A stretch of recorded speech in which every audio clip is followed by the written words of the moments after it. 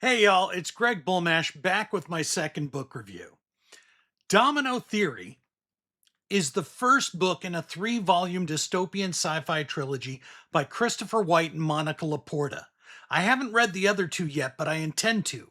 Before I start with the review, disclosure, I know Chris White. We used to be in the same business networking group. He gave me a copy of this book in PDF back when it came out, but we've all accepted a freebie, put it aside, and then realized we still had it years later. At least I have.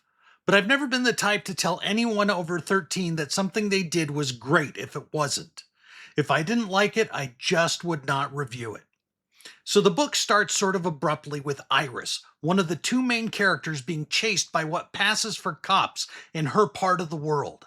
As the story unfolds, we're introduced to a post-climate disaster, Los Angeles, now a dome city state in an America torn apart by climate migration, sea level rise, population decimation, and a virus that split humans into three species: Homo revertus, Homo sapiens, and Homo superior. And if you're having a nerd moment, yes, Homo superior is the term Magneto used for superpowered mutants in the Marvel Universe. We quickly find that, like Magneto, the folks who use that title for themselves are mostly arrogant douchebags who kick out anyone they consider genetically inferior. Basically, like Nazi eugenicists who want to keep the species pure. They use their big brains to preserve Los Angeles and Silicon Valley under giant climate controlled domes. Don't think that the Homo sapiens are that much better, though. Even in Seattle, the capital of the Cascadia Nation, where they don't yet need domes, the Homo sapiens have mostly pushed the Homo revertus out to reservations, and there is open hostility to them inside the city. Essentially, in this dystopian future, speciesism has replaced racism, and there are very few allies among the groups who are willing to call out casual speciesism. In this first person narrative from the POV of two different characters, both our narrators start the book by getting arrested.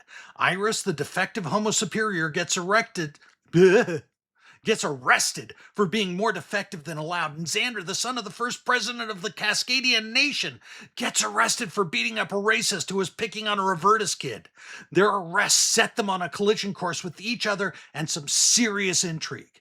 It's been a long time since I read a novel in first person, and that took a little getting used to.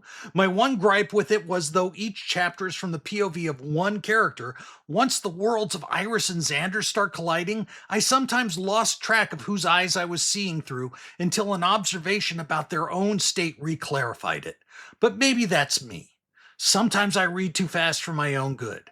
Don't let that stop you. It's a good book. Both the story and characters were engaging and the plot moved quickly, but not so quickly I felt dragged along or that I missed anything. I am curious to read the second volume, and not just because the first ends on a cliffhanger. And if I were casting the movie of this, although he's 61 now, I'd cast a young Robert Duncan McNeil, aka Lieutenant Tom Paris from Star Trek Voyager, as Xander. Iris would be a slightly younger Anya Taylor-Joy. Let me know in the comments if you want me to keep doing casting suggestions, or if you have alternate casting suggestions, like a 20-something Ben Affleck as Xander. Final verdict, 4 stars out of 5. Thanks for watching. Next book, I'll be returning to Pulp Fiction with the first issue of Captain Future magazine and the story of Captain Future versus the Space Emperor. See you soon.